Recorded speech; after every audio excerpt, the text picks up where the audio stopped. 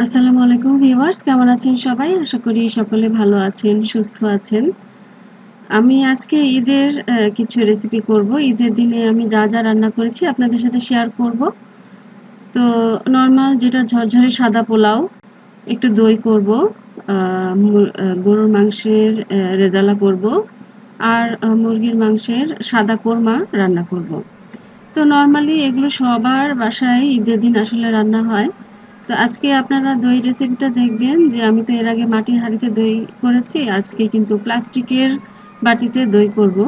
একইভাবে প্রথমে আমি দইয়ের ছাঁচটা নিয়ে নিয়েছি, তারপর দুধটা হালকা গরম করে প্রথমে ফুটিয়ে নিয়েছি, তারপর হালকা গরম অবস্থাতে প্লাস্টিকের বাটিতেই দুধটা ঢেলে ভালো করে দইয়ের যে বীজ বা দইয়ের যে ছাঁচ সেটার সাথে ভালো করে মিশিয়ে দিয়েছি। খুব ভালো করে মিশিয়ে দিতে হবে, তাহলে দইটা খুব সুন্দরভাবে বসবে।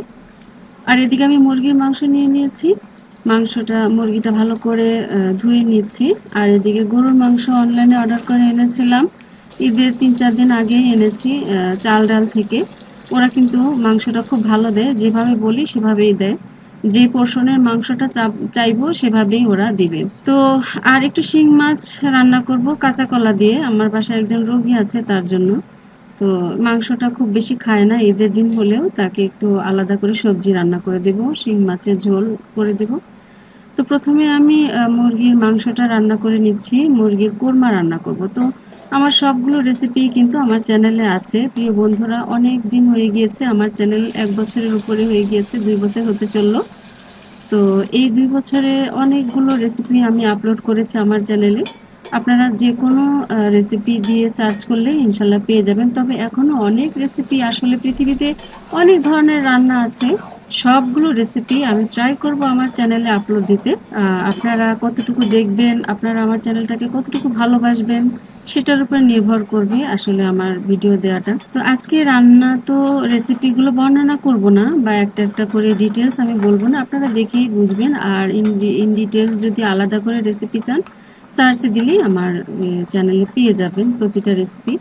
তো মুরগিটা প্রথমে একটু তেলে ভেজে নিয়ে হালকা করে ব্রাউন কালার করে নিয়ে আমি তুলে নিচ্ছি। এরপর আমি মূল রান্নাটা শুরু করব, মশলাটা কষিয়ে তারপরে মুরগিটা রান্না করব। তো আমার টাইটেলে একটা কথা দেখতে পাচ্ছেন, আমার মনটা কিন্তু খুব খারাপ।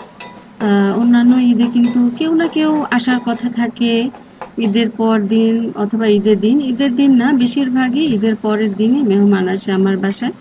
আমার শ্বশুরবাড়ির লোকজন বেশিরভাগই ঢাকায় থাকে। আলহামদুলিল্লাহ, ওরা অনেকগুলো ভাই বোন। তো অনেক বেশি ভাই বোন থাকলে কিন্তু আনন্দটাও অনেক ভালো হয়, অনেক বেশি হয়। অল্প 2-1 জন ভাই বোন থাকলে কিন্তু মজাটা ভালো হয় না। তো আমার শ্বশুরবাড়ির আমার দেবর, ভাসুর সবাই কিন্তু ঢাকাতেই থাকে। এর আগের বছর আমার নতুন ফ্ল্যাটে ওঠা উপলক্ষে রোজার ঈদে এসেছিলেন আমার ভাসুর, ভাবি। তো বেশ আনন্দ হয়েছিল। আমার ননদরাও একে একে আমার বাসায় এসে বেরিয়ে গেছে। আর এখন পরের ঈদে এসেছিল, কোরবানির ঈদে এসেছিল আমার দেবর। তো এইবারের ঈদে কেউ আসছে না, এজন্য কিন্তু আমার মনটা খারাপ। কেউ না কেউ আসলে কিন্তু ভালো লাগে, আগাম একটা প্রস্তুতি থাকে, একটা উৎসব উৎসব ভাব থাকে। ঈদের আগের দিন থেকেই মোটামুটি আমি রান্না 50% করে রাখি, যাতে ইন টাইমে আমি খাবারটা সবার সামনে দিতে পারি। এবার কিন্তু আমি একদমই কোনো কিছু প্রস্তুতি নিইনি, ঈদের দিন সকাল থেকে রান্নাটা শুরু করেছি। দেখতে পাচ্ছেন, ঈদের আগের দিন শুধু নিজেদের জন্য একটুখানি খাসির মাংস রান্না করেছিলাম, যেটা আমি আপনাদের সাথে আরেকটা ভিডিওতে শেয়ার করেছি। তো আজকে কিন্তু সকালে আরাম করে ঘুম থেকে উঠে ধীরে সুস্থে রান্নাগুলো শুরু করেছি। মাংসটা বের করে রেখেছিলাম ফ্রিজ থেকে, সেই ফজরের নামাজ পড়েই। আর এখন 10টা বাজে। আর ফজরের নামাজ পড়ে আমি সেমাই, 2 ধরনের সেমাই রান্না করে নিয়েছি। বাপ বেটা সেমাই খেয়ে নামাজে চলে গিয়েছে, সেটা আমি আর শেয়ার করিনি, আসলে সবসময় ভিডিও করতে ভালো লাগে না। নামাজটা পড়ে আমি শুয়ে পড়েছিলাম একটু কোরআন তেলাওয়াত করে। তো এখন 10টা, সাড়ে 10টা বাজে, আমি আমাদের নিজেদের জন্যই রান্না করে নিচ্ছি। আর এবার একটু এক্সেপশনাল, আমার মা আমাদের সাথে আছেন। আমাদের পরিবারে আমার বোনের বাসায় আছেন, আমার বোন আর আমরা কিন্তু একই বিল্ডিংয়ে থাকি। তো সেই উপলক্ষে একটু রান্না বাড়া করছি, কিন্তু শেষ পর্যন্ত কিন্তু আমার মা এই রান্না একটুও খায়নি।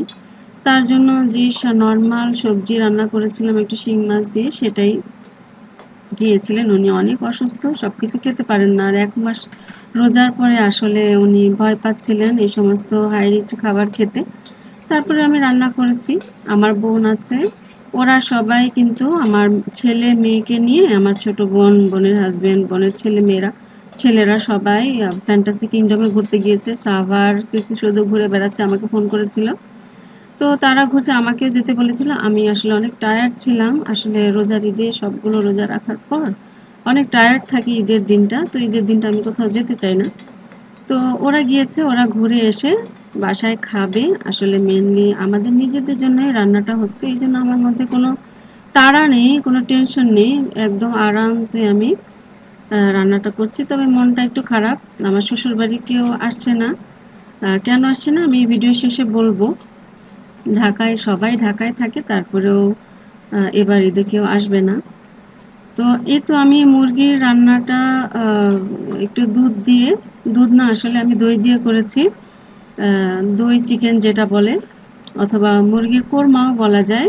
খুবই সুস্বাদু একটা খাবার। আমার বাচ্চারা ছোটবেলা থেকে এই রান্নাটাকে বলে যে দুধের মাংস করে দাও। তো দুধ দিয়েও করা যায়, দই দিয়েও করা যায়। যদি দুধ দিয়ে করি তাহলে একটু লেবুর রস দিলেই হয়। ওদিকে মুরগির মাংসটা রান্না হচ্ছে, আর এদিকে আমি গরুর মাংসটা মশলা মাখিয়ে একটু মেরিনেট করে নেব, তারপর রান্নাটা শুরু করব। সবগুলো মশলা দিয়ে দিচ্ছি। আর আমার শ্বশুর যতদিন বেঁচে ছিলেন ততদিন আমি চেষ্টা করেছি গ্রামের বাড়িতে আমার শ্বশুর শাশুড়ির সাথে ঈদ করার। কোনো কারণে যদি আমি ঈদে বাচ্চারা অসুস্থ থাকলে বা নিজে অসুস্থ থাকলে যদি যেতে পারিনি, ওদের বাবা মানে আমার হাজবেন্ডকে পাঠিয়ে দিয়েছি বাবার সাথে, আমার শ্বশুরের সাথে গিয়ে ঈদ করতে। তো আমার শ্বশুরের সাথে স্মৃতিগুলো কিন্তু আমার খুব মনে পড়ে যখনই ঈদ আসে। আর রোজার সময়গুলোতে আমার বাবার কথা খুব মনে পড়ে। কারণ ইফতারি আমরা তেমন একটা পছন্দ না করলে আমার বাবা এই ভাজা পোড়া খাবার খুব পছন্দ করতেন। রোজার সময় কখনোই সন্ধ্যার সময় ভাত বা অন্য কোনো খাবারই উনি খেতেন না। ইফতারিটাই উনি খুব মজা করে খেতেন। আমরা যদি ইফতারগুলো শেষ করতে না পারতাম, আমার বাবা বলে যে সব রেখে দাও, আমি নামাজ পড়ে এটাই আবার খাবো।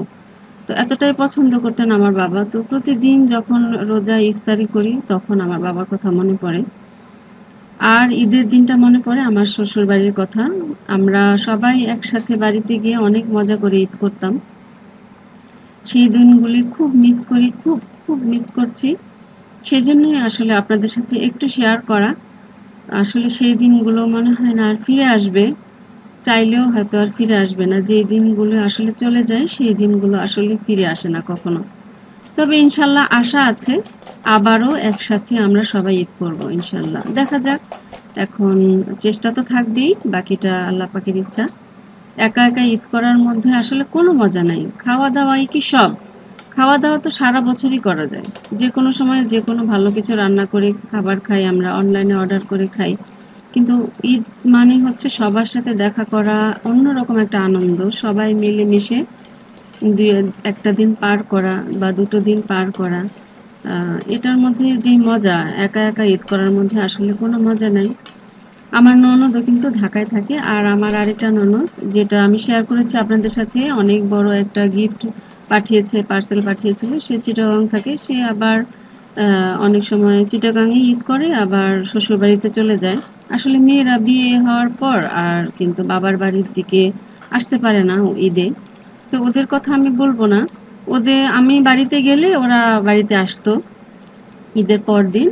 তো বাড়িতে আসলে আবার আরেকটা মজা হতো। সবাই মিলে অনেক মজা করতাম। তো সেই দিনগুলো আসলে খুবই মিস করছি। এখন তো দেখাও হয় না, বছরে একবারও দেখা হয় না। তো যেই ননদটা সবার ছোট ননদ ঢাকায় থাকে, সেও শ্বশুরবাড়িতে চলে গিয়েছে। আর এবার আসতে না পারার কারণ হচ্ছে আমার দেবর ওরাও গ্রামে যাচ্ছে। গ্রামে গিয়ে সবাই ঈদ করছে। তো আমারও ইচ্ছে হচ্ছিল যাই, কিন্তু আমি গ্রামে এখন কারেন্ট থাকে না এই সময়টাতে। আর এখন প্রচণ্ড গরম। আমার ছেলেমেয়েরাও অনেকটাই অসুস্থ আছে। আমি নিজেও কিছুটা অসুস্থ। এইজন্য আমি সাহস করলাম না যে গ্রামে গিয়ে সবার সাথে ঈদ করি। আর শুনলাম যে গ্রামে বেশিরভাগই কারেন্ট থাকে না। বেশিরভাগ সময় ইলেকট্রিসিটি থাকে না। আর এখন সিজনটা গরম। আবার ইনশাল্লাহ ঠান্ডা পড়লে, ঠান্ডার সময় যখন ঈদ হবে তখন আশা রাখি আবার যাব। অথবা কোনো ঈদে যদি সুস্থ থাকি সামনের ঈদে চলেও যেতে পারি। যদি মনকে মানাতে না পারি, এভাবে একা একা ঈদ আসলেই ভালো লাগে না। তো ইনশাল্লাহ দোয়া করবেন সবাই, আমরা পরিবারের সবাই মিলে যেন আবারও ঈদ করতে পারি।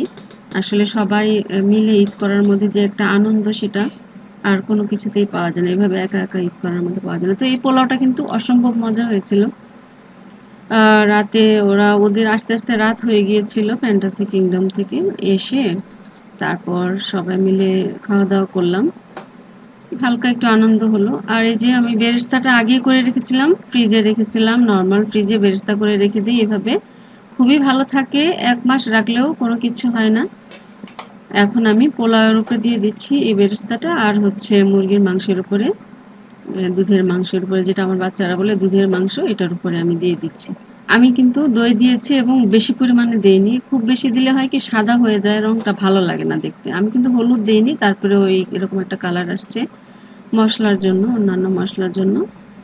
তো পোলাওয়ের কালারটা কেমন হয়েছে, আর এই যে প্লাস্টিকের কৌটায় যে দই পেতেছি, খুব সুন্দর, 3 ঘন্টার মধ্যে কিন্তু দইটা হয়ে গিয়েছে। আর এই যে পেপার কাপেও করে নিয়েছি, বাচ্চারা পেপার কাপে দই খেতে খুবই পছন্দ করে, বলে আইসক্রিমের মতো লাগে। তো কেমন হলো আমার আজকের রান্না বান্না, অবশ্যই ছোট্ট একটা কমেন্ট করে জানাবেন। ভালো থাকবেন সবাই, সবাইকে আবারও ঈদ মুবারক। বেঁচে থাকলে ইনশাল্লাহ পরবর্তী কোনো ভিডিওতে আবারও দেখা হবে। আসসালামু আলাইকুম।